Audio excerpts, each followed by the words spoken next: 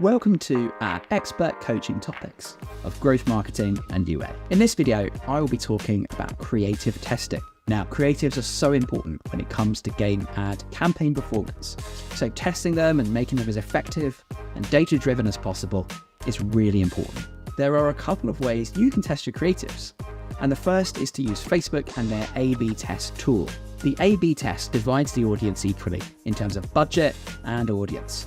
And then, based on the analytics, you can see which creative worked better. Of course, you have to keep in mind that testing with this tool is not the cheapest method, as you're putting equal budget on creative A that may not perform very well compared to creative B. However, if you are new to creative testing, this is a real solid way to understand creative performance. And from there, you can develop your ideas. Because we at Kwalee put a lot of experience and data behind our creative testing, we quickly discover top performing creatives. This means when we receive new creative batches from our design team, we will instead test them against our top performing creatives, as well as each other. It's really important to note that new creatives should be tested in different ad groups, because we want to give the new creatives a chance at spending money and scaling.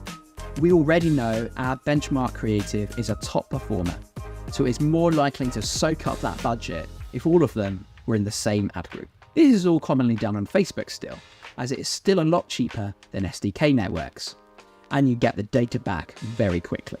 From there, we would take the best performing ads that show promising results based on our own metrics and metrics given by the platform, and test them on SDK networks, as this is where the majority of our revenue comes from.